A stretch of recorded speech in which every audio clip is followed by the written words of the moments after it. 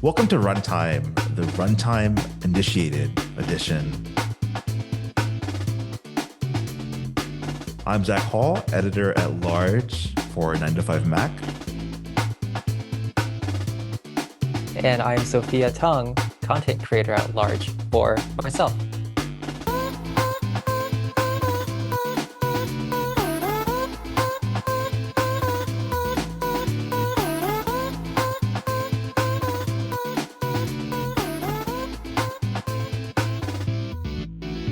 All right, let's get into our first regular segment. This one's called Point Update, which is going to be like we talk about kind of like quick news bulletins, but not like a deep dive. But backing up a little bit, Sophia, what does runtime even mean as a developer? Like when your application runs or it performs on a device, whether it be physical or like a virtual device or something, basically the environment that it runs in is the runtime. So I suppose in naming the show runtime, it's like our environments at large, and then everything that sort of happens within it. I think the naming convention is very fun.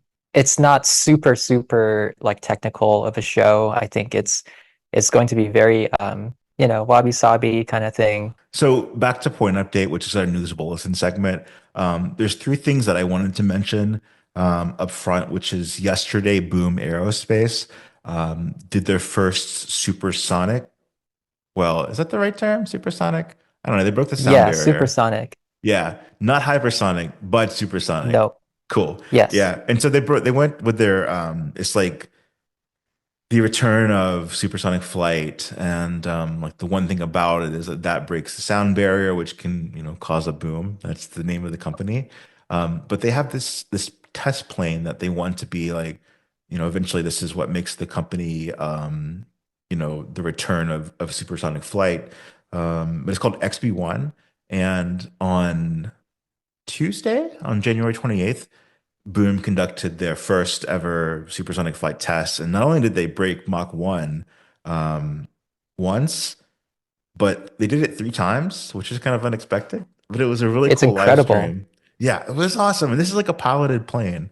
Um, so it's I like watching this stuff as it develops because like I started following Boom Aerospace back in 2020 when they were first kind of announcing plans for, bringing back supersonic flight, like bringing down the time it takes to cross the Atlantic or, or go from New York to Miami or New York to California. Um, and it was Yeah, I believe the benchmark was like 8 hours down to like 4 hours if you go from like what Washington to London or something like that, or with New York to London, yeah, I mean you get half your which day is back in terms of insane. like a work day. Yeah, So it's incredible. yeah, I think the test pilot, what was his call sign? Like Geppetto. Geppetto indeed. Um, the first the first civilian test pilot to break the sound barrier, uh, that is currently alive, I believe, which is insane. I mean, Yeah. we're back at, like people were talking about, oh, like the Concorde glory days. Mhm. Like we're back, baby. Yeah, yeah. And it's a private company, they're a commercial company eventually. Like they want to be profitable and make this like an airline. Like, it'll be obviously a pricier way to travel, but like if you value your time and like getting from the US to Europe without so much jet lag and like hitting the ground when you get there, that's going to be awesome.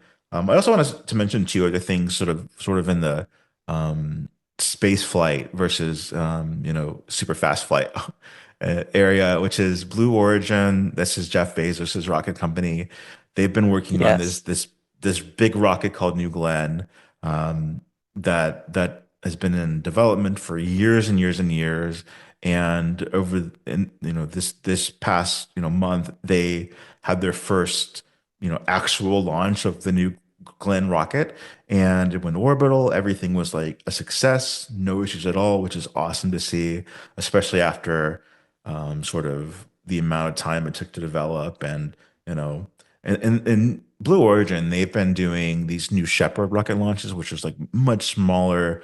These are the ones with passengers where the spacecraft goes to um like past the Kármán line, I suppose, where it's like you can see the Earth and like space, but it's about a 10-minute experience. And that's sort of the space tourism side, but New Glenn versus New Shepard is like the like workhorse for what we'll be able to open up more access to sending things to space. So awesome to see New Glenn. And then in the same category, SpaceX has been developing their Starship rocket, which is like the biggest rocket ever. And they had their seventh flight, I believe, where um, this is you may have seen this is Starship is the rocket where um, it launches and then the super heavy booster comes back and they catch it with like chopsticks. It's like this just giant thing. And then this Starship vehicle itself, they've shown the ability to launch and land it as well. Now, when they go orbital for these tests, they just like the rocket, goes beyond.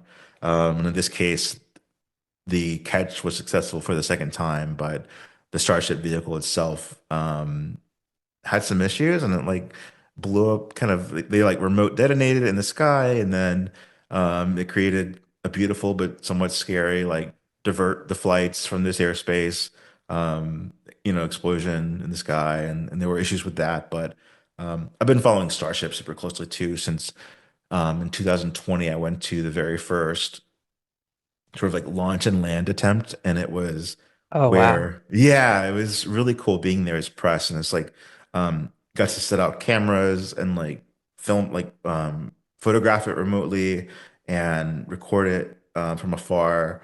And that was when they were demonstrating like the rocket, the Starship vehicle itself, like launches.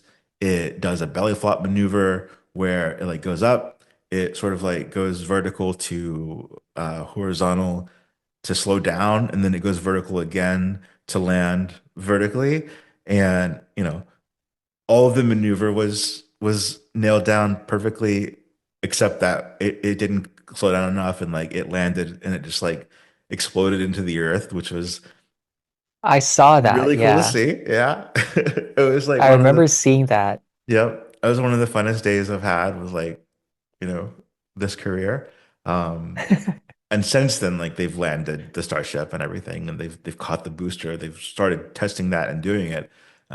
But yeah, I mean, and as runtime goes on, like you'll hear from me, like what's going on in aerospace and space exploration as well, because it's one of my interests. Back to a little more Yeah. tech side. CES, what have you got from CES? Well, yeah, CES just happened earlier in January.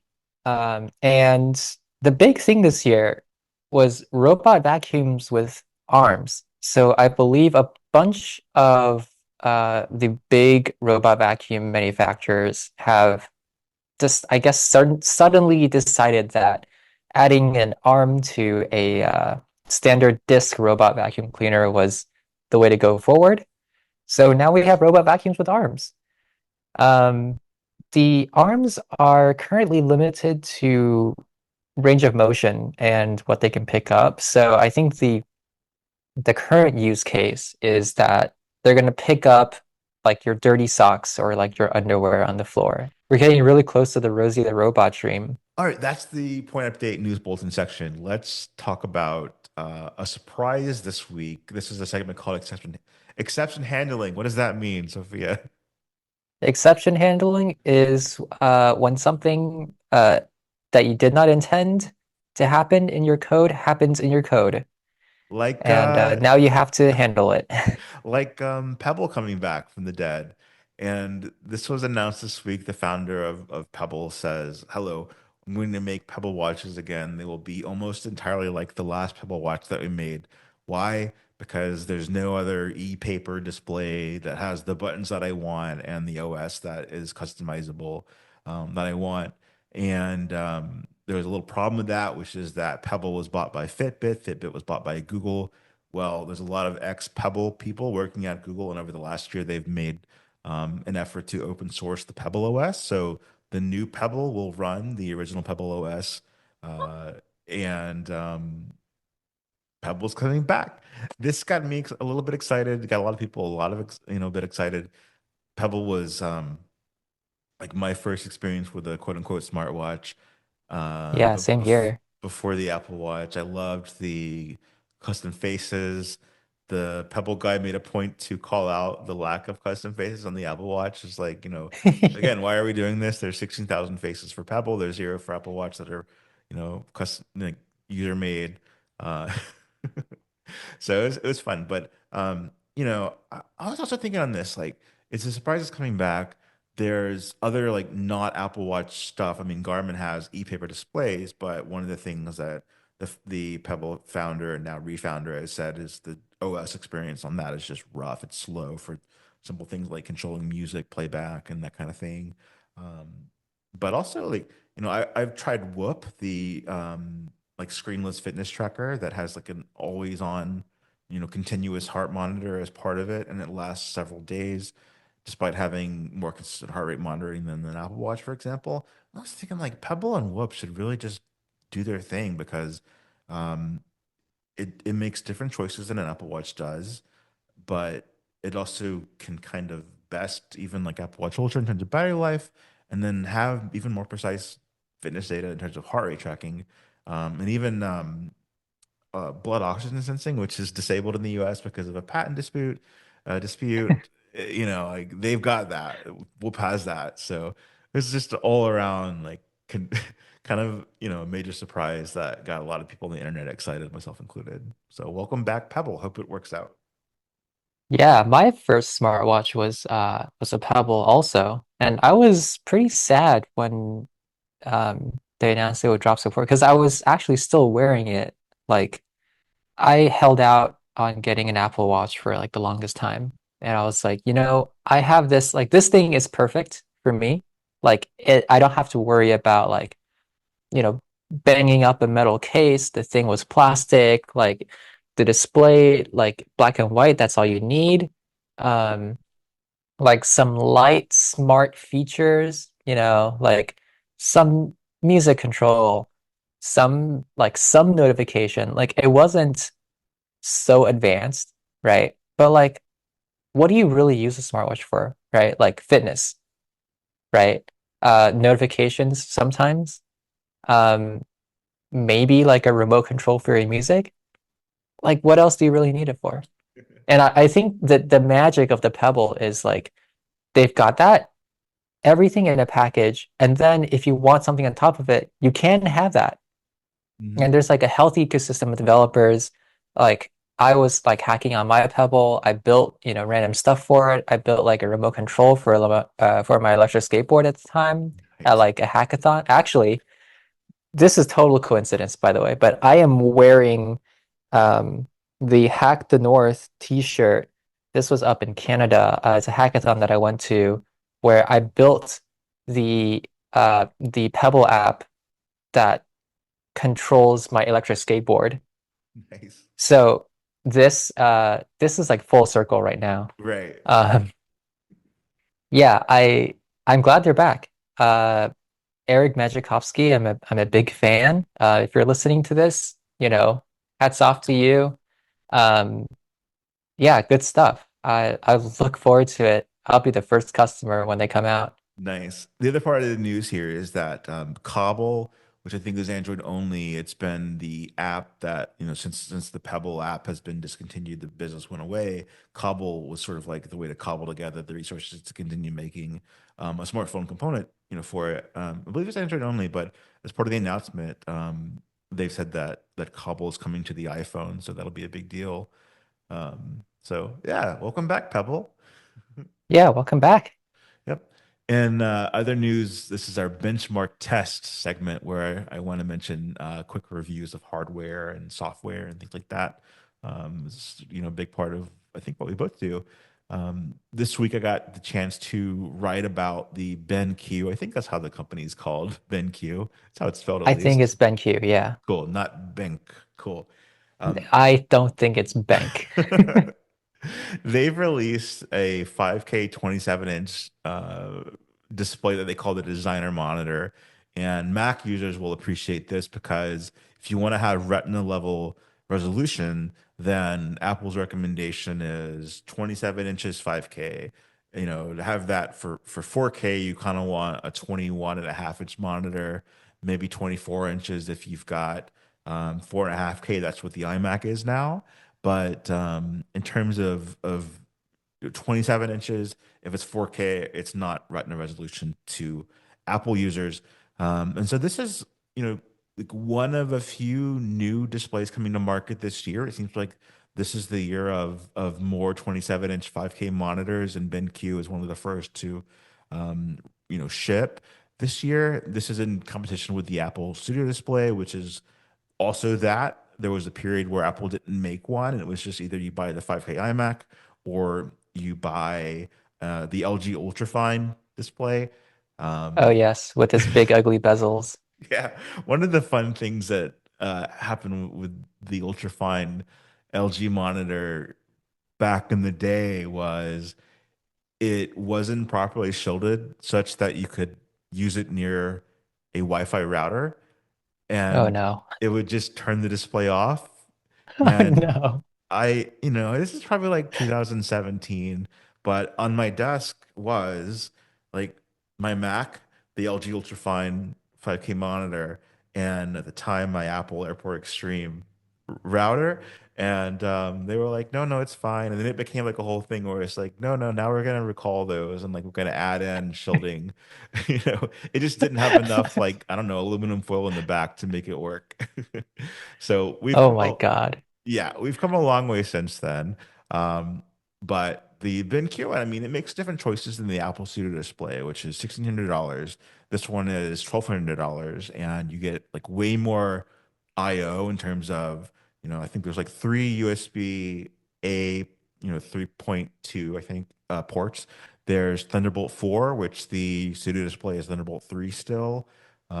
There's a headphone jack. There's a lot of things like that that the you won't find on the Apple monitor. One of the Right. differences is going to be that the Apple Studio Display is like glossy glass, where this is what they're calling um, a matte nano finish. It's not that glossy glass, but in the Apple Display world, in the Studio Display world, like you pay extra for that to have a matte finish with nano texture. This is Hmm. a little different from that, but it's the same idea of like it's not your traditional matte. It's much more focused on anti-glare, so that's fun. And Yeah, then because like a traditional matte coating on a display will actually, some people claim like it makes the image like fuzzy, right? Which sort of right. ruins like the whole retina aspect of it. All in all, I found this to be, a win. It's not the best design, but it's not terrible either. You're not going to beat Apple's design, but the function is there. The price is compelling. The only pushback I kind of got from readers was like, yeah, but you can get a Studio Display on sale still. But for similar to 1200, like maybe 1300. But again, you're missing out on, if you prefer a matte finish, if you prefer a height adjustable stand, if you want to mount it with a VESA mount, but not, configure it with no stand up front. Hmm. It's it's pretty good, and I've been happy. Some stuff I review and I'm like, this is my evaluation of it, but in my actual like day-to-day usage, I'm not gonna use it beyond the testing period. In this case, this is totally satisfied my need for like a studio display or some other solution. It's like, no, this is the real deal. It's just like if I were using a 5K iMac at this point, but it's the monitor with my Mac Mini. So it's available for pre-order now and then shipping as soon as March the 1st. So that's the Oh, that's pretty soon. exactly, yeah. Um, that's the bin. It's got a crazy product name too, but I'm just, designer monitor is the general name of it. But check it out. I'll have the link in the show notes this week. And then NVIDIA, this is your choice for benchmark test this week. What's going on with NVIDIA? Yeah, so the embargoes for the as we record this, the embargoes for the NVIDIA 5080 Founders Edition has just lifted. So the initial reviews are in. um, marginal gains, it seems, across the board, and it's very dependent on frame generation. So like the AI, like DLSS frame generation stuff, to make the card seem faster. Um, so it's not faster in the sense that the hardware is like dramatically different than like the 4080, for example. But I guess the baked in AI, like frame generation stuff, is making up for it. The upsides that it runs cool and quiet, but it still only has like 16 gigs of like VRAM. So is it a better card? Is it worth upgrading if you've already got like a 4080? People seem to say maybe not. It might be more of an incremental update than anything, but it's out there. It's smaller. I guess that's a plus.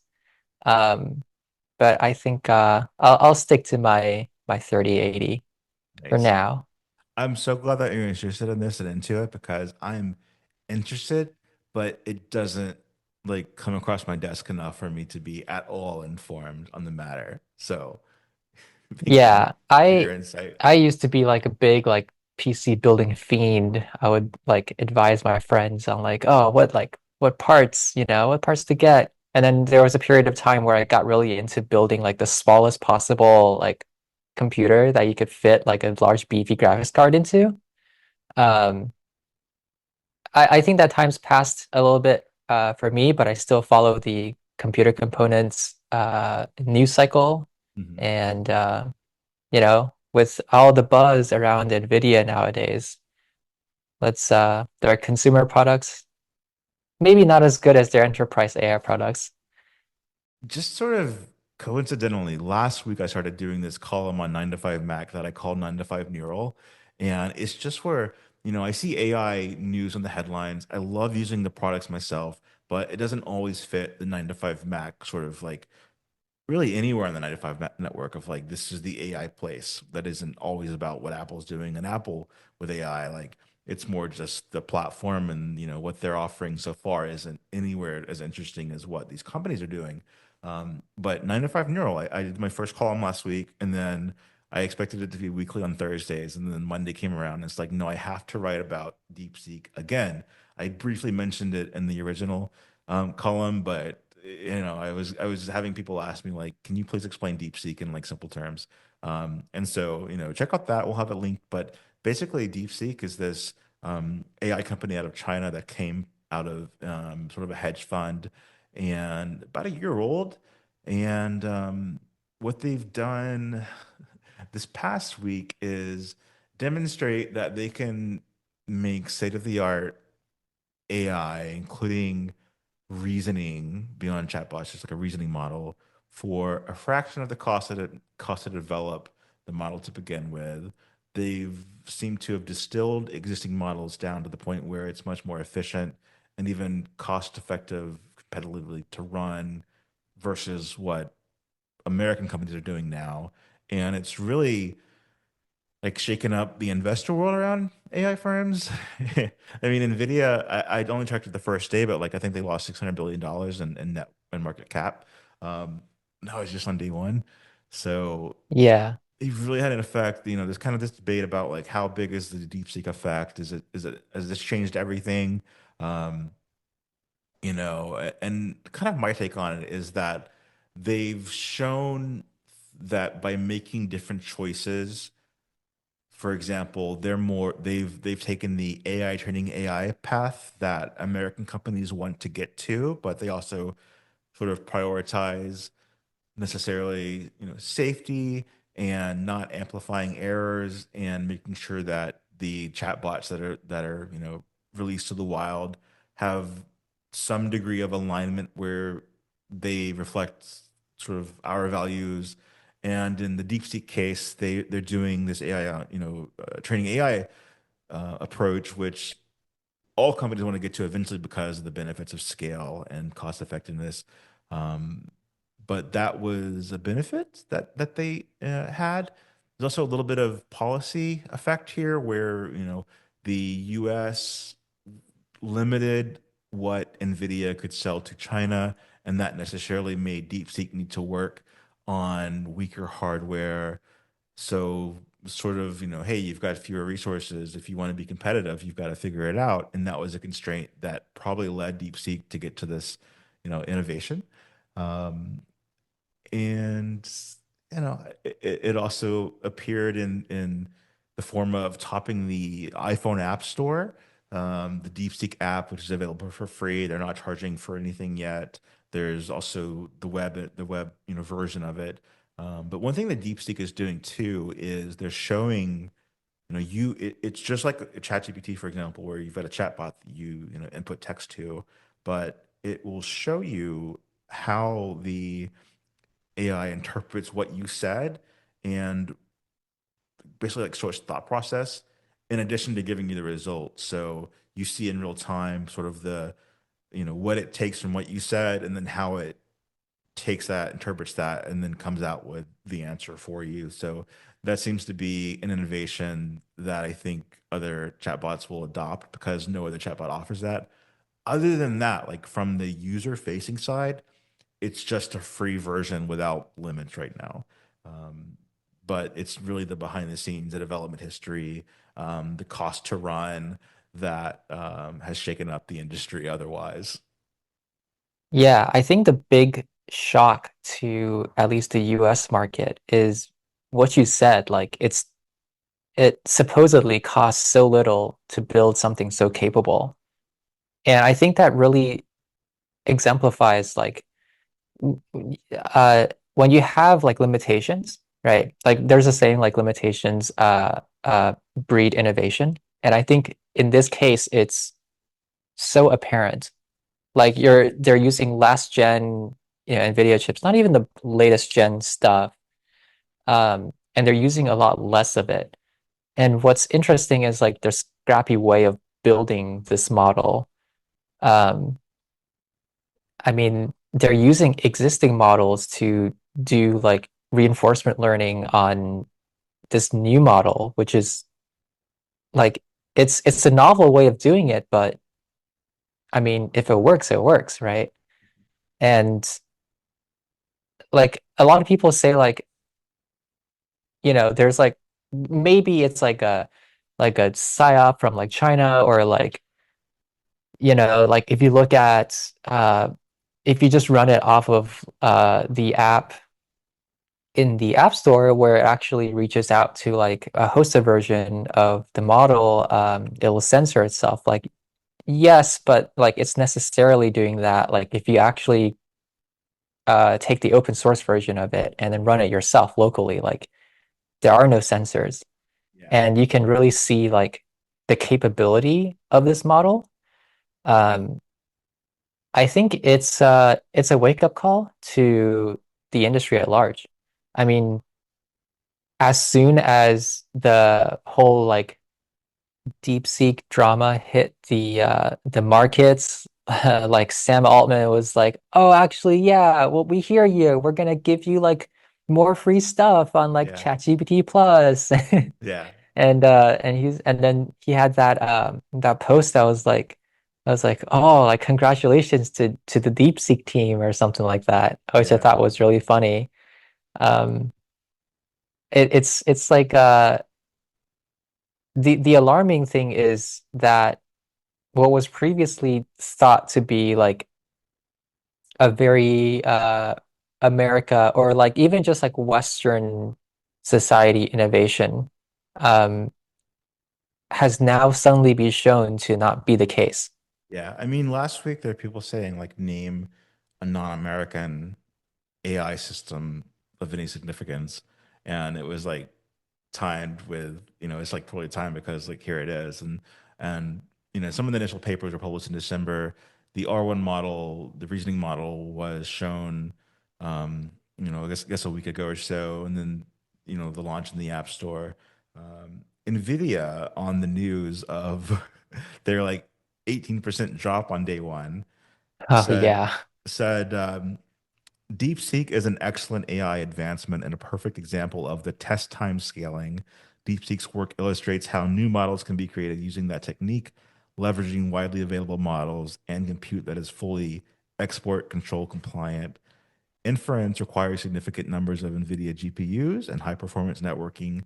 We now have three scaling laws, pre training and post training, which continue, and new test time scaling.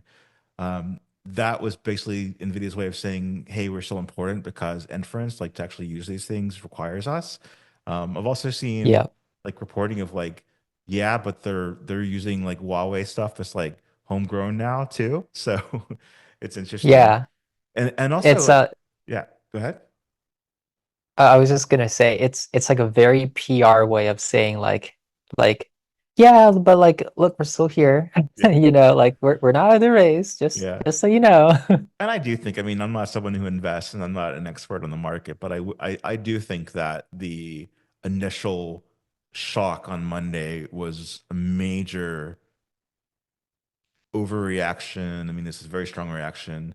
It didn't, I mean, I think it took NVIDIA back to like where it was in October, so it wasn't like crazy, but it just depends on like how this continues to be perceived. And I don't think that NVIDIA's importance has shifted at all. One thing that I made a point to say in my story was, like, hey, yeah, you can, run more inference on using less resources. Cool. Like what we'll do with that is we'll run all the resources available to do even like more advanced AI.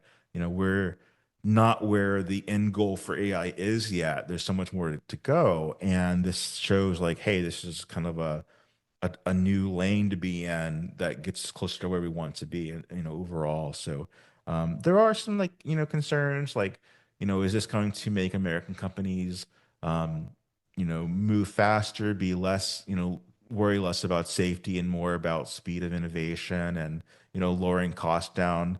Like you said, Sam Altman of OpenAI, his tweet was, okay, we heard y'all. Plus tier will get 100 O3 mini queries per day, and we will bring operator to plus tier as soon as we can. Operator is this new agent where like it does things for you in its own browser. Haven't had experience with it yet because there is like you need to have um, ChatGPT Pro for $200 a month, and some people are curious enough about it to dive in. For me, I'm gonna wait until it's included in the $20 a month plan. Um, Yeah, and then they say our same next, here. yeah, and they say our next agent. He says our next agent will launch with availability in the plus tier. That's a $20 a month plan. Um, so that was interesting, and he later, that was sort of like last week over the weekend, and then on Monday night, Altman tweeted, DeepSeek's R1 is an impressive model, particularly around what they've been able to deliver for the price. This part gets me. We will obviously deliver much better models. And also, it's legit invigorating to have a new competitor. We will put up, we will pull up some releases, but mostly we are excited to continue to execute on our research roadmap and believe more compute is more important now than ever before to succeed at our mission. The world is going to want to use a lot more of AI, and really be quite amazed by the next gen models coming. Look forward to bringing you all AGI and beyond.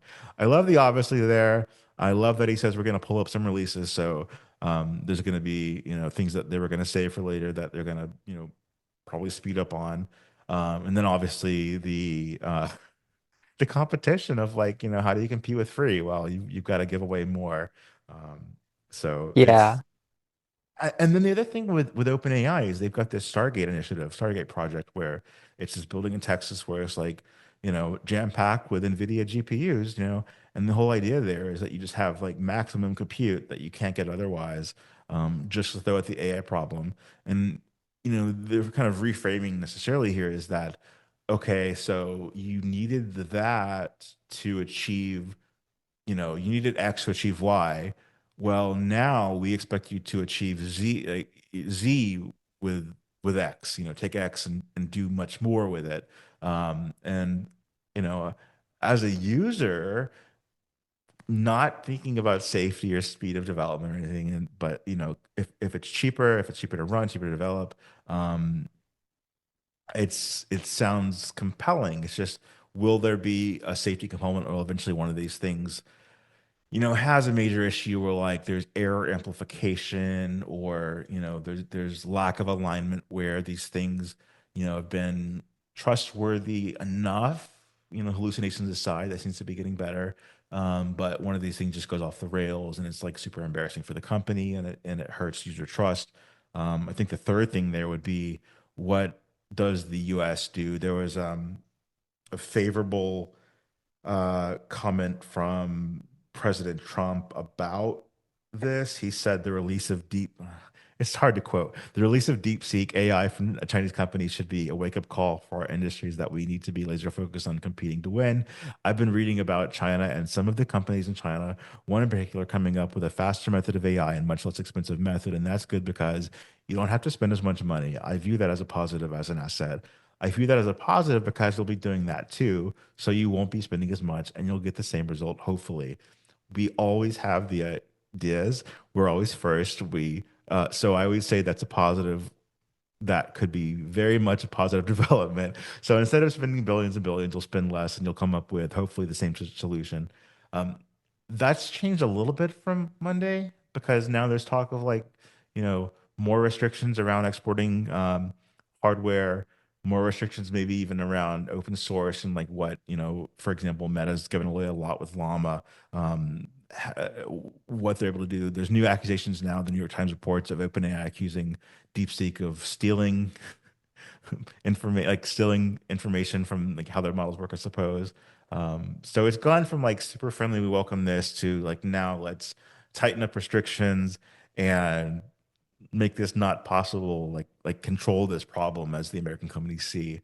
Um, so definitely more to play out there. And like as we discuss this in the coming weeks, I think the situation will very much change from we welcome competition, we're going to lower prices, et cetera, to sort of this like what Meta's calling a war room approach of like oh no, we didn't see this coming. Now what, how do we respond situation? What do you think?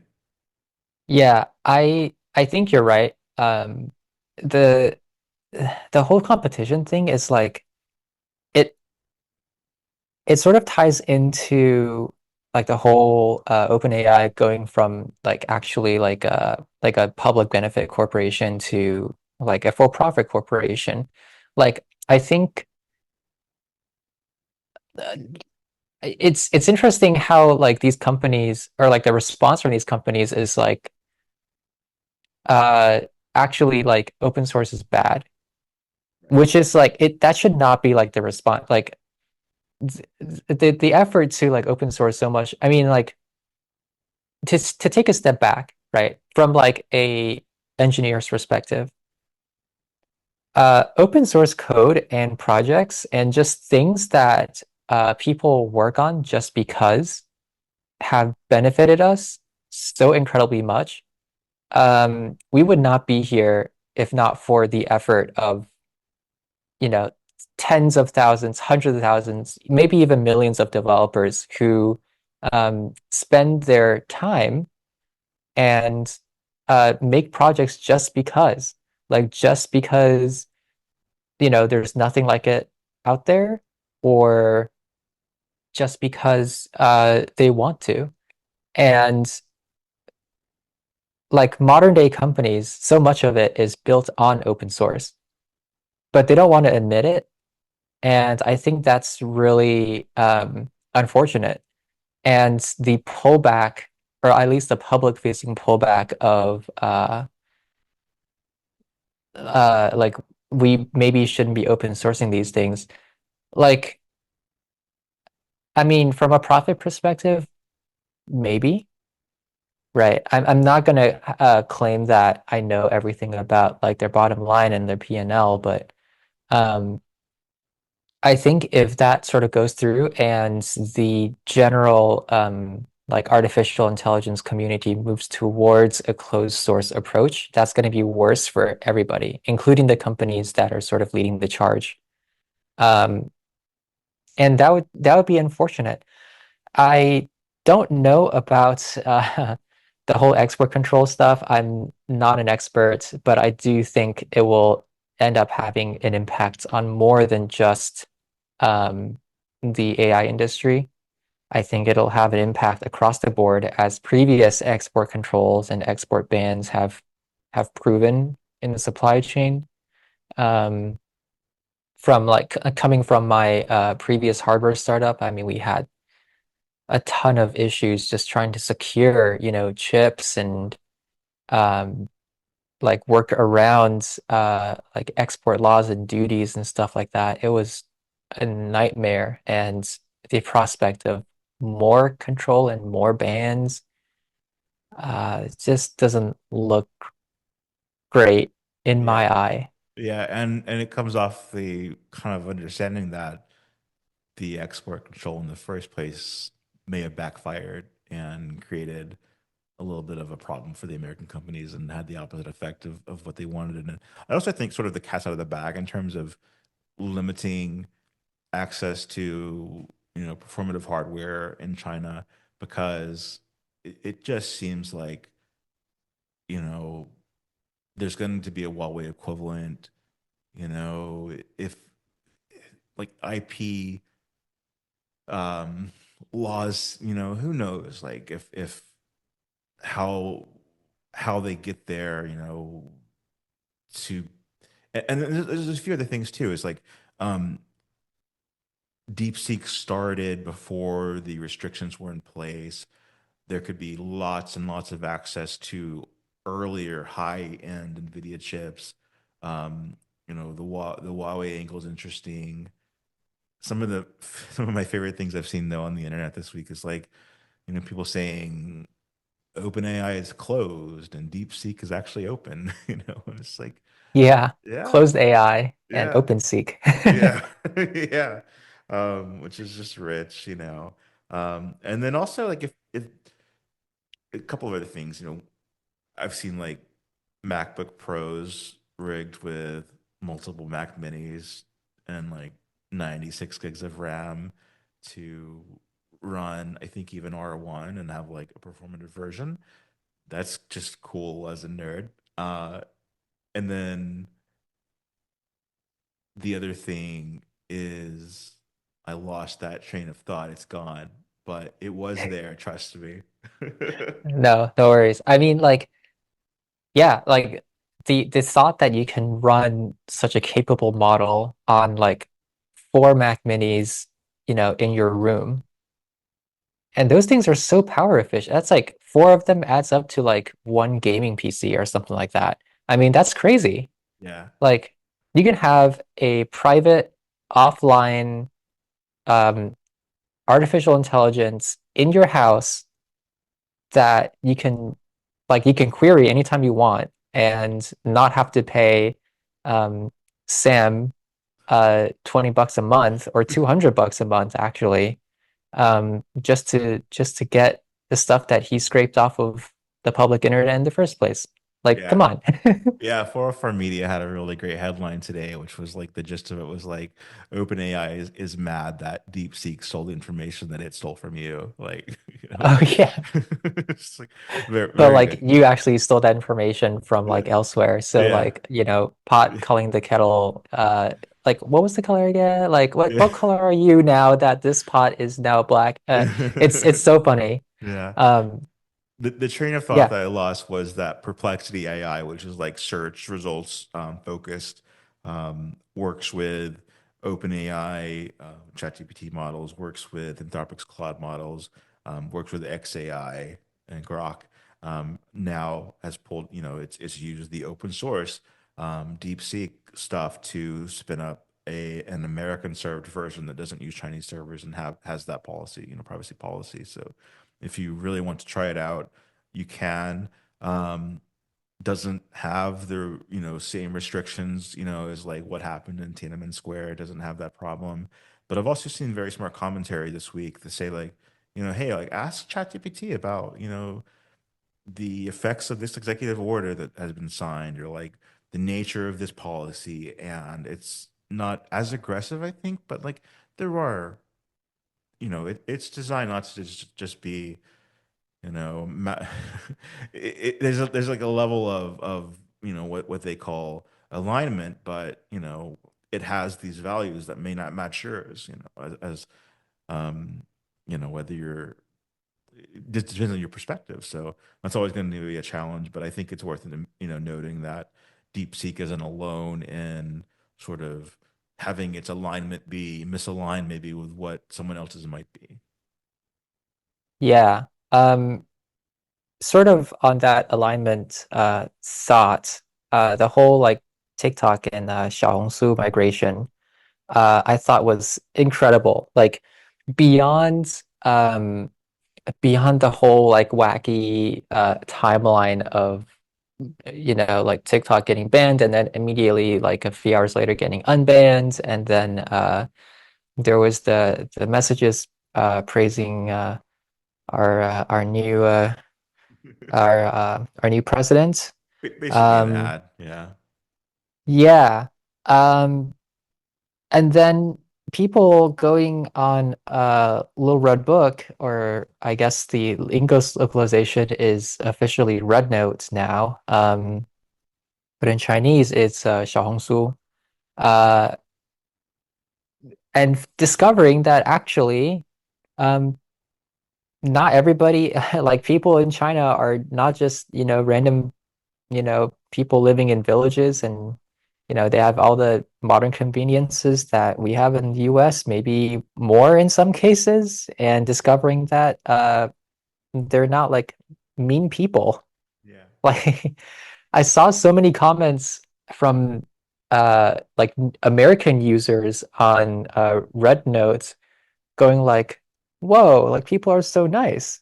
Like what's going on here?" Yeah, Like the cultural clash is so interesting. there was this huge demand for, you know, Red Note users in China, English speaking, like finally American content that I can enjoy too, you know. Yeah. Uh, and Like, and finally the Westerners have arrived. right. And I think in both cases it's unexpected that there's even the ability to sign up, without a China phone number, for example. Yeah. I think in both That cases was you're an Yeah, like very interesting decision from the point of the developers of Red Note to begin with, Mhm. because if I'm not misinformed, Douyin, which is the Chinese version of TikTok, um, like literally by the same, basically the same company, um, have restrictions. So you cannot sign up to the Chinese version with any of your Western data. I think part of that comes from the previous like divestments that ByteDance had to do with regards Mhm. to like information control between the West and the East. Um, but the fact still remains. And I think it's so interesting that like as soon as the migration happens, they moved extremely fast and added like translation buttons on like all the comments, and like localized the app in English like fully, and like I mean clearly they were not expecting it. Right. Um it's not like a sideways move for a lot of people, I think. Because like TikTok is a video app, but RedNote is actually more akin to Instagram than anything. Interesting. Yeah, and this the same thing with DeepSeek where you can literally, sign in with Gmail, you can make an account, you can sign in with Apple, and in the Apple case, you're able to make a sort of throwaway email address that, you know, only works with that service, and then you can delete it and they can never contact you again. So, um, both of those situations are issues for that reason, and it kind of goes against the idea of the Great Firewall of China, where it's like, you know, you don't mix signals. So, um, it's it's fascinating.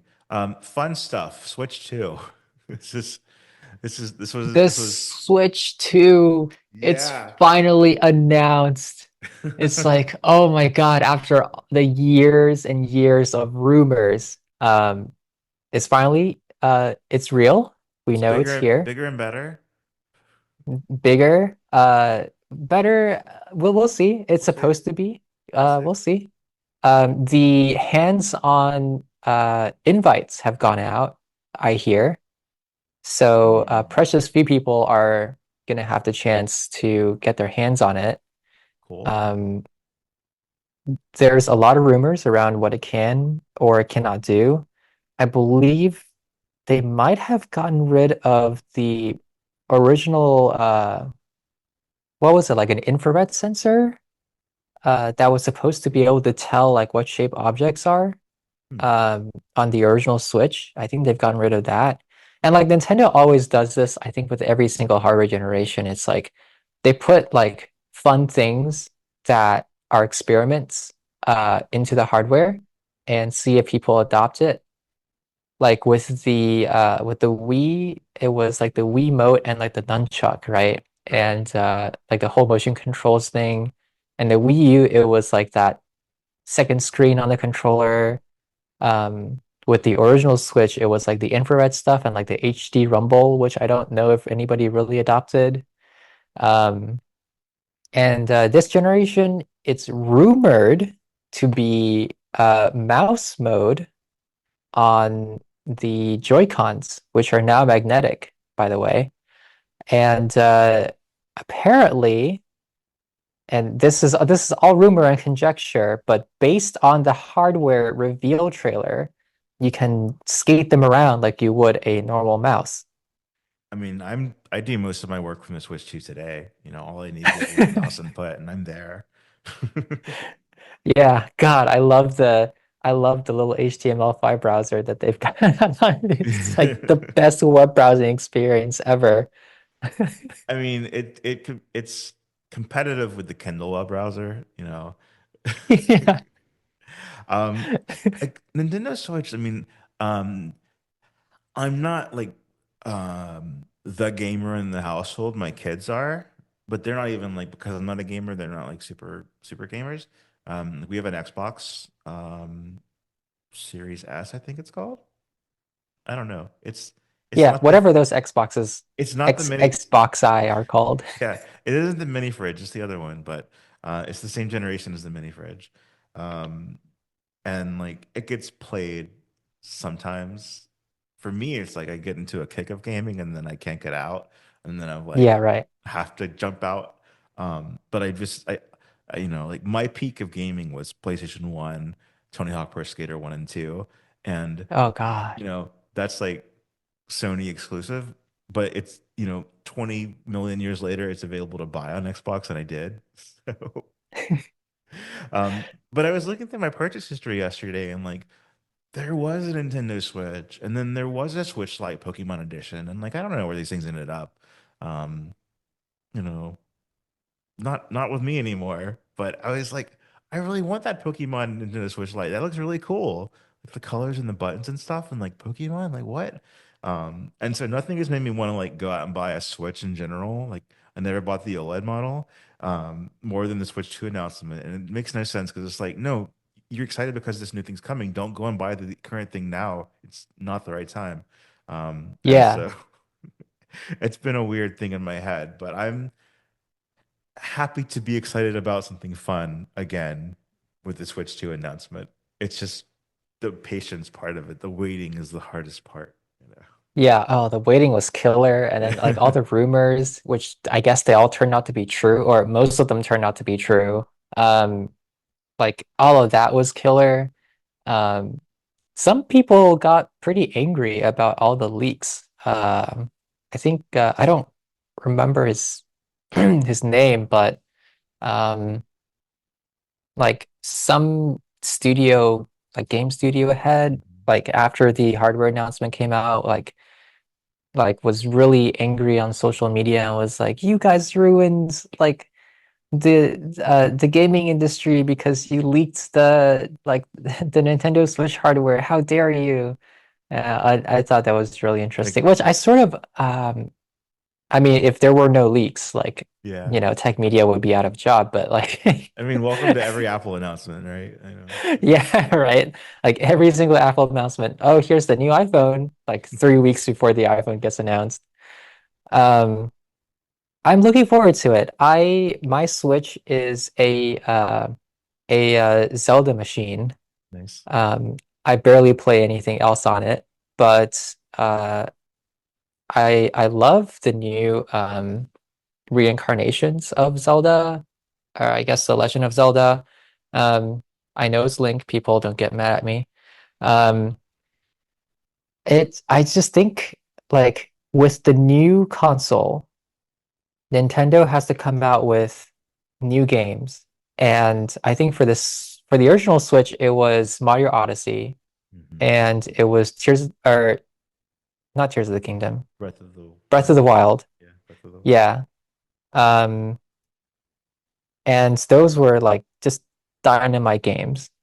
And I'm hoping for another dynamite game cycle. I mean, they've got to have something coming, right? Like, Yeah. give me Mario Odyssey, uh, Journey around, whatever galaxy or something. Just give me something. Give me a new 3D Mario game. That's all I want. Yeah. I just think about the first time that there were Switch successor rumors and how many lifetimes ago that feels like. And Oh then, God. I don't follow these closely like at all. So for me, the announcement was the announcement with no spoilers. You know, Yeah. which I guess is the same way for like, lots of tech announcements for lots of people who don't follow things closely. But yeah, I'm in line already in my mind for this thing. And Yeah. I'm happy for I'm everyone like who's there. living this life. Yeah. If GameStop survives until it launches, I'm outside the store. I'm camped out There you with go. uh with the rest of San Francisco, I guess. Okay, Nice. maybe that's a little bit too spicy, but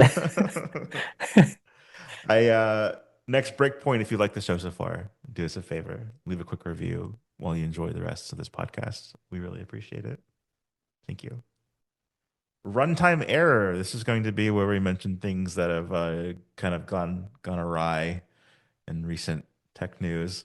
For me this week, it's a rant. I just want to do like an old man rant because I don't know where to put this feeling. I don't know where to put this like I don't want to do a bunch of research and write a story on it, but I have this like general uneasiness with the like pervasive amount of harmless misinformation for the sake of being viral that's online, and it's making people dumber. Like my kids see things on YouTube and they tell me, and I'm like, don't believe that. That's just for attention. My like family, like my aunt was talking to me and she's like, more tuned in to this sort of thing. And she was like, I saw this on the internet on Facebook. I didn't look it up to see if it was real, but this thing happened. And I'm like, oh, that's interesting if it's true, but maybe it's not true. Now I need to go and look it up too, you know? yeah, like it doesn't sound like it doesn't pass the vibe check, right? Right. Yeah. Like my mom sends me stuff like this too all the time, where it's like she'll send me posts where they have like AI generated like images of oh, this is Japan, and it's like a street that is like full of like lined with stones that look like cats, and I'm just like, this is like no, no, just Yeah. no. And it's not like a new problem, but it feels like there's just a lot more noise now. Maybe it's because it's easier to make. Maybe it's because there's more incentives around, like, making something go viral. Like, it can be how people make their living. But, it seems like stuff like spam email is almost a solved problem, probably thanks to AI. But now we've got like these spam, they're all harmless. Like, it's all super trivial information. Like, it's all like, it doesn't hurt anybody. It's maybe a funny ha ha if it were true. Maybe it's parody, but not labeled. Like I'm all for like sarcasm and humor and parody. Like, my backstory is in making a website called Not 9 to 5 Mac that was like parody Apple stories. You know, that's how I got here. I get it. I love it. I love being creative with that kind of stuff. Um, but when it's like just an everyday, conversation, and even like I'm seeing it, and I'm like, okay, I like I like sports. I like football. Is this thing? No, this isn't real. Is it okay? I don't. I'm not seeing enough to know the joke, but like I did a little like a few clicks, but like stuff like that. You know, living near New Orleans, like one of my favorite things to follow is like NFL Saints, New Orleans Saints football news, and there's jokes that maybe I don't get. like names and things I don't know the reference to, and like because I don't know that I don't get the joke, and I'm like, oh, did this thing happen? No, no, no, that wasn't real. And you really have to have like your trusted sources for things. Like, this is the outlet that I know that isn't making jokes. This is a source that doesn't do things for clicks. But like my kids aren't there yet, and it just feels like I don't have a solution for it. And as a dad, like I want to like wrap my arms around my kids and protect them. And I don't know how yet to do that while also encouraging, technology in the way that like my grandparents did for me, which helped me be where I am now, So that's just like just, you know, I don't like it. I don't know how to fix it, but it's my runtime error for the week. What about you, I Sophia? hear you. Yeah. Yeah, I mean, I identify with that. Like my mom, like I said, sends me stuff all the time. I'm just like, Mom, this is not true. Like this is AI. And I've gotten to the point where I've like started teaching her like how to look more closely at an image. Because the thing with like an AI generated image, right? For example, it's like you look at it, you see the center subject, and it's like mainly okay. But then you start looking around it and you start to seeing like things that don't make sense, or like a banister or like a railing where like the style of the railing changes, like it just morphs into something else halfway through. And I've like started teaching her like how to identify that kind of stuff. But yeah, my runtime error is Bing. If you search Google on Bing, it will actually take you to a page on Bing that looks like Google, which I thought was like it doesn't trick the people who, like actually sort of are a little bit more tech literate and use the technology and use Google all the time. But it will definitely trick people who are less perceptive. And I think on several levels, that's pretty disingenuous. Um, I am not sure I agree with that approach. Like I get it. I get where they're coming from. Like they're trying to go like, oh, like just try it. Just try it, It's not as bad as you think. I get it. But I think there are better ways of doing it than trying to trick people into thinking that it's Google.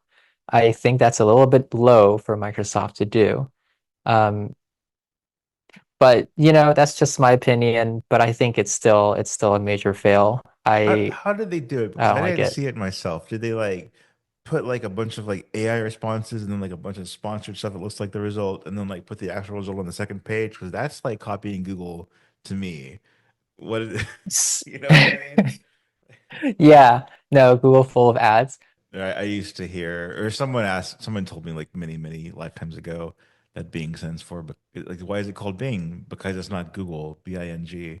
Also, another a Bing story. Oh wait, no way. Is that what it is?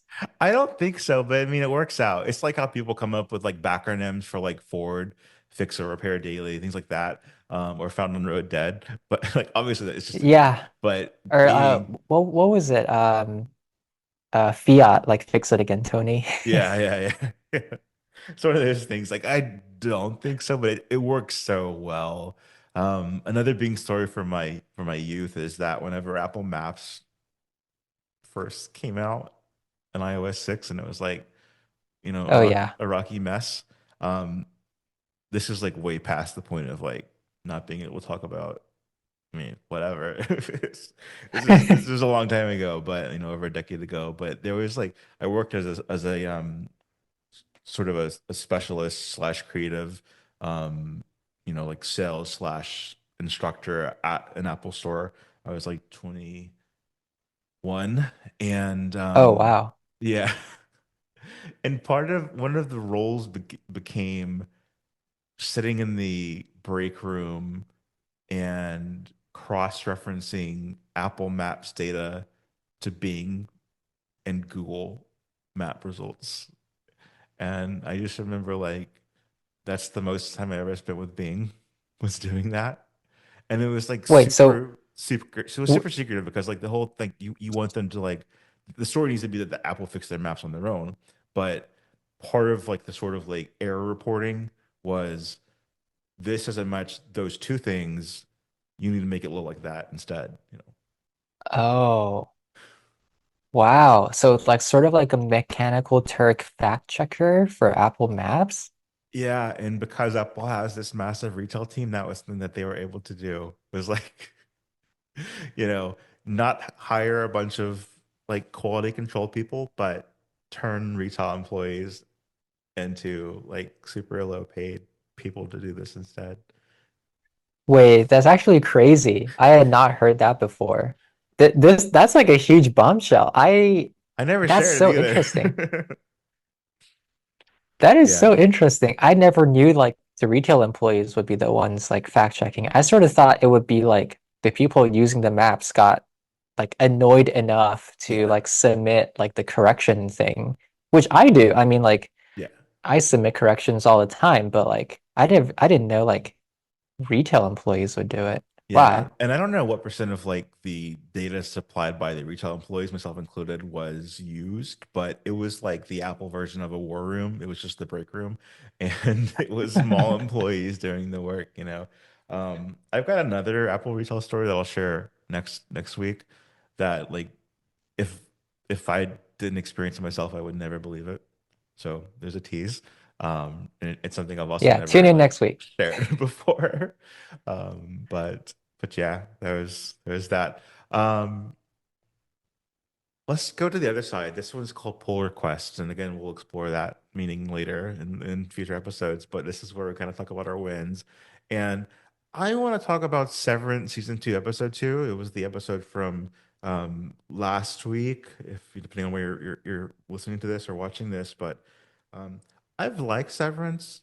Like it's a mystery, you know. Like I want to tune in to find out what happens next. It's like the Oh ultimate yeah. teaser show. And the last episode of the first season was like super satisfying because it was like, oh, a lot actually happened in this episode, like in terms of moving the actual plot forward. But one concern I've always had and voiced on the last podcast I did was that maybe Severance is just weird for the sake of being weird, and there are not satisfying answers to be had with this show. And there's like baby ghosts that have no explanation. But episode two of season two felt like, okay, we're really getting to like explanatory territory. And there's like this cinematic story, like plot happening here. And it was beautifully shot. There were like so many like still scenes that were just like, that's gorgeous. And after, you know, this is spoiler free, but after the first episode of season two, I don't think anyone would feel like, oh, this is the payoff for the last episode of the last season. It was like a little bit disorienting, but then season or episode two comes in and it's like, I think this is the best episode of Severance I've ever seen. Oh And like, yeah. I mean, it was incredible. Well, the long tracking shot of season two, episode one aside, I think season two, episode two was like one of my favorites of all time yeah, of Severance. I mean, yeah, um, it's it's like episode one set up uh like all of these questions, right? And then episode two actually gives you the other side of like why these questions exist, but yeah, then poses new questions. yeah. And I love that. It's like I can just feel it all building up towards like a big payoff, Mhm. like at the end of the season, which of course is going to give us even more questions for season three, which is already green lit, if I'm not mistaken. Yeah, I think so. Um, it's incredible. This show is incredible. Um, just thank you, Tim Apple, for giving us this severed floor. Yeah. Um, Definitely not a reflection of how it is to actually work at Apple. Nope, not the Lumon building totally does not look like Apple Park. Clicking scary Um, numbers isn't fixing Apple Maps. yeah, that's so funny. If it was actually just like fixing Apple Maps, Legacy code. This is where we're gonna talk about history, when it arises. And all I wanted to say here this week is that I learned through people looking back that the Xbox, as previously mentioned in this episode, was announced at CES 24 years ago by The Rock and Bill Gates. So I didn't realize that that was a CES announcement. To me, CES, I've gone a couple of times, has been where like for Apple, there's like a lot of case makers and maybe some cool HomeKit stuff. There's other brands showing off like what they're doing. Sony's kind of backed out of it as like showing off new TVs and stuff like that. But there's like the Samsung part of it, and there's more and more like robotics and there's been car parts to it as well.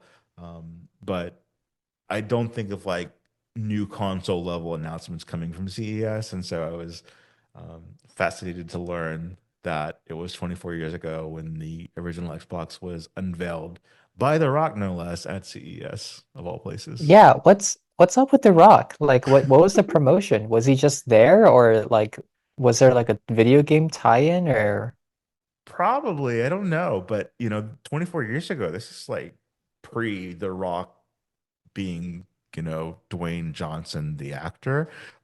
So this has got to be like The Rock in wrestling mode. And yeah, probably a wrestling title for the Xbox. okay, so this is maybe like WWE stuff, right? Yeah, maybe even WWF stuff back then, Oh, okay, okay. before the name change. So yeah, that's I found that fascinating. Also, another break point, if you want to hear future episodes of Runtime, be sure to follow the pod or subscribe on YouTube to have the next episode delivered to you. And hear that teaser from earlier. Sandbox. This is where we will make predictions for reasons I forgot. Grammys. I want to make a prediction about the Grammys. The Grammys are happening on Sunday, streaming on Paramount Plus, Showtime edition only, but there's lots of ways to watch for free or on CBS. And I want to predict, and I have like no knowledge of the Grammys. I just found this fascinating. I wanted to make a prediction. This is it. I predict that Chappelle Roan will win Album of the Year for the rise and fall of a Midwest princess. But also shout out to Andre 3000, who's also in this nomination round for best album of the year. I don't think it's the Flute album, but I also don't know what it is. I'm a huge Outkast fan from my youth, and I love Andre Hmm. 3000, and I hope he wins. But my prediction is Chappelle Roan. Competition includes Beyonce. That's tough. Sabrina Carpenter, who would be like my number two pick for winning. Charlie XCX, Jacob Collier, Billie Eilish, and Taylor Swift. But I feel like my prediction is going to pan out. It feels like um, for album of the year that the Grammys don't want the repetition of like the same people winning, and they also want to celebrate a new artist. So that's my prediction. Yeah, I I think you're probably right. I think this feels like a Chappelle Roan kind of year. Jacob Collier. you win, Uh, not me. This is new for me. yeah. One of my favorite more interesting freeform artists. I went to one of his concerts here in San Francisco at SF Jazz, and what a fantastic time. He plays the audience as much as he plays the instruments on stage. Oh yeah. And actually, the show that I was at, he something happened with like his usual instruments and they didn't arrive like with him. So instead he had them set up just like a piano and then he just like started playing like the audience with the piano. And then like he came and like sat next or sat right behind like where I was sitting. And that was Wow. like the coolest thing. Like he Wow. just gets off the stage and he like walks around in the audience and I just a fantastic one of the best shows I've ever been to in my life. I had no familiarity, and I only included because I wanted to make this prediction. But I just searched messages, and my colleague Chance Miller sent me on January the 7th of this year a video of him performing with Chris Martin, and Oh my gosh. then a video of Fix You, and then his Wikipedia page. And so now I know what the audience performance part is like. Yeah, totally. And wow. this is tough competition too. I'll just say that. But I'm holding on to my prediction, and I may only watch the Grammys. I don't think I've watched the Grammys in forever, but I'm going to watch just to see how this goes, just to see if I'm right or wrong. I think you're right. I think it feels like a Chappelle kind of year. Okay. Also, I learned recently that um, back in 2006, probably, I learned about this band called As Tall as Lions, and it was because I was in South Florida visiting family, and I was looking at local concerts as a 16-year-old, and As Tall as Lions was playing. Um, there. And so I found their music and I liked it a lot. And it's like became a part of my sort of teenage years and I still enjoy them now. But they broke up like early on after that. Um, but I learned through looking up the main artist of As Tall as the Lions that they've produced Chappelle Roan for years. And I was like, Oh, what the heck? no way. Like this person who I love and think is like super talented and should never have had the band break up, uh, actually has this like modern connection to an artist who I only know because of like other people these days. So I thought that was pretty Wow. cool. I thought that was What a cool. coincidence. Yeah, I mean, it's yeah. crazy like how people in the music industry sort of like mix and match and get around. Yeah, yeah. I mean, and Grammys also like aren't usually the music that I'm super familiar with either. Like I'm stuck on Blink-182, and like I found a new band last year called Microwave, and that was the A first time in microwave. forever that I found a new band that I love. But it's like just a classic emo band from Atlanta, and I went to one of their shows and it was amazing. But Chappelle Roan, you heard it here first. What about you, Sophia? What's your bold prediction and our sandbox this week? My prediction is that something will not happen. And that something is Elon's claims of full self-driving in Q2 of 25. It has not happened for the past 8 years that he's claimed, Mhm. and it's not going to happen this year. But he I but he tweeted this week that unsupervised is coming or something like that.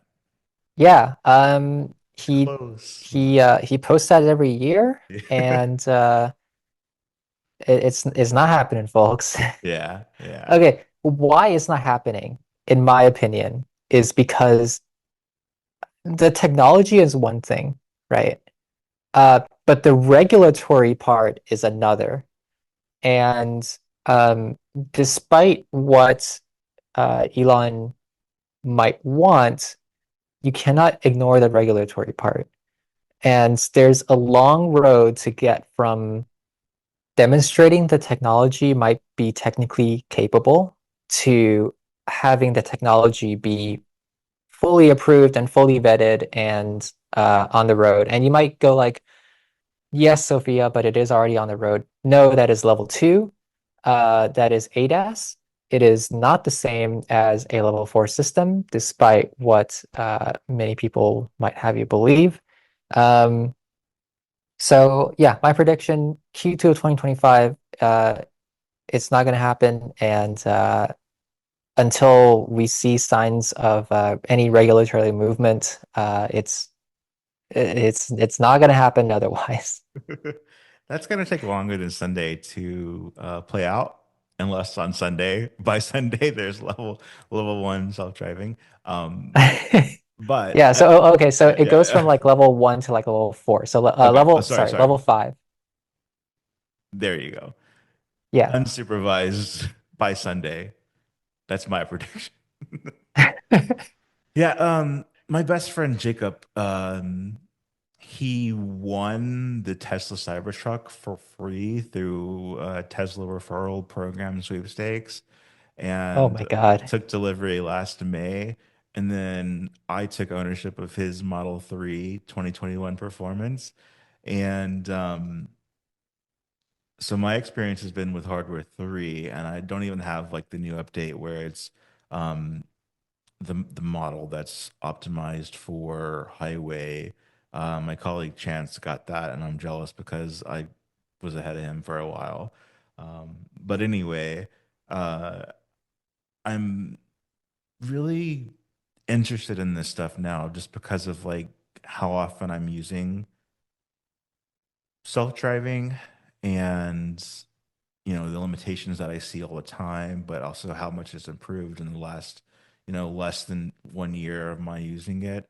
I can't imagine how slow it must have felt before it got to the like keep your eyes on the road part without having to touch the wheel because that for me Yeah. was like huge. And if it would have been that way, like touch the wheel all the time, like with the next stuff, I would just wouldn't have used it as much. Um, but this area is something I definitely want to keep tracking on the show because I'm super interested in it. Jacob also, after winning the Cybertruck, was invited to the We Robot event and Oh, g- wow. got to ride in the cyber cab and the robo van. He brought his wife and not me, which I'll never forgive him for. Uh, but you know, what can I say? But I my analysis here is that the timeline was definitely going to slip because of regulation and covering SpaceX and following SpaceX. Yeah, the Elon timelines are way off from reality always. Um, Yeah. but I think that the presidential election and Elon's posturing around the new president and the sense that like regulation is maybe out the window is like it will have the knock-on effect of at least not slowing down beyond the Elon timeline, and that there could be, like we may not think it's safe, but these things happen anyway. It advancements this and Yeah. next year. Also, I saw today The Verge had inclusive that Waymo is going to be in 10 more cities this year. So, Yeah, I am very interested in what the rest of the country is going to think. Um, in addition to Waymo being basically everywhere in the US, they're also going to be running a pilot in Japan oh, cool. with conjunction or in conjunction with Go Taxi, I believe is what it's called. Um, yeah, I mean, I mean, self-driving stuff like level 4 is here. It doesn't, some people might go like, yeah, but it's like geofence, but it is here. It's geofence not really because of the technology, but because of the regulatory bodies and how, the US is like sort of split up. Um, but it is here. And look, I mean, Waymo runs it, by all accounts, it runs safer than human drivers here by like many miles. Um, and Zoox is about to launch in San Francisco. I think they're doing maybe test rides in Las Vegas. Um, I was just in China and I rode on one of their level 4 taxis, robot taxi services. I have a video of that in my YouTube channel.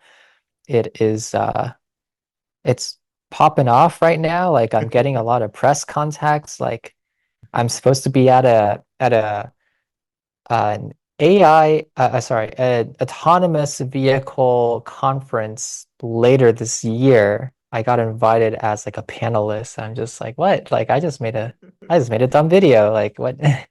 Um, but yeah, I'm supposed to be on a panel and talk about this stuff. It's here, guys. It's happening. The thing that we really want to make sure is that we're doing it safely, of course. Um, a little bit concerned about the deregulation of the industry because actually, right now, companies can, for all intents and purposes, like they can certify themselves, which is a little bit disturbing. Um, what happens when the the quest for profit overtakes the quest for safety, we don't know. I mean, we have not been here before as a society, but for now it's happening. Yeah. Whether it be Tesla, whether it be Waymo, whether it be Baidu in China, uh, that remains to be seen. The first time I let my mom drive my car, I was freaked out in the passenger seat, just seeing her in control of my car and not me. And then I was like, I would prefer you to use self-driving, please, because Yeah, then I trust my car more than you. And it will look behind you and beside you in ways that you can't see and make decisions that you won't make, but also take over when you need to, please. And that was fun to watch. That would have been a fun video. yeah. Yeah. Who drives better, my mom or my car? It was like, I really don't trust you. I trust you, but I trust my car more. Um, Yeah, right. yeah, and I was only letting her drive because I'd driven for so long, and she wanted to go on this other trip. So it was like she's like 4 hours away, and she wanted to go 3 hours away from there, and I was like, okay, but I'm not driving. So Yeah. even with self-driving, like there's a level of energy it takes from you. So yeah. All right, that is the very first episode of Runtime, a 9 to 5 podcast. I want to say here, if you want to follow us in our work aside from the podcast, I think I'm most active on X, formerly Twitter. It's just my home, you know. I'm on Threads. I lost my Blue Sky account and I emailed support about it about 3 weeks ago. And I'm sure I'll hear back any day now, but not today though. But other than that, obviously check out my work on 9 to 5 Mac, especially 9 to 5 Neural. If you're or 9 to 5 Neural, if you're into this, I think you might like that too. And then Sophia, where can people find you? I am available on basically all the platforms except X. You can find my links down below in the description. And I have a YouTube channel where I post mostly about emerging technologies and autonomy and robotics. I have some pretty cool videos coming up, including a secret live stream podcast that I'm doing with the Internet Archive. So look forward to that. And yeah, I hope you've enjoyed the first episode of Runtime, a 9 to 5 production. And Sophia, is your handle simple such that you can say it out loud? Because I forgot to say mine, and it was a staple of my old podcast. People would repeat it back to me. So, is yours something that you can say and communicate verbally? Um, my handle on Threads is SophNewsNet, SophNewsnet. Nice. And I'm at Apollo Zach, APOLLOZAC, in the places where I am. And please follow the podcast if you want to, if you enjoy the show. It'll be a great signal that we're doing something right. Rate and review if you're enjoying. Share with a friend. That's always the best way to promote the show is share with someone that you know that you think will enjoy as well. Um, and provide feedback. You can email me at ZAC at 9to5mac.com, and I'll share the feedback with Sophia.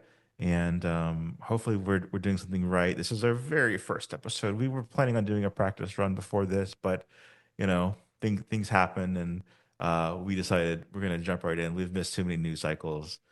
Yeah, and if video podcasts are your thing, I do want to give a shout out to Sophia's guest, available on her video feed. Oh yeah. His name is Curry. Whenever I'm talking to somebody, he just loves to be here, so you might see him more often. Curry can be our official mascot of Runtime. Yeah. All right, thank you so much, everyone, for listening. We will be back same time, same place next week. In the meantime, take care, and we will talk to you all then. Bye. Bye bye.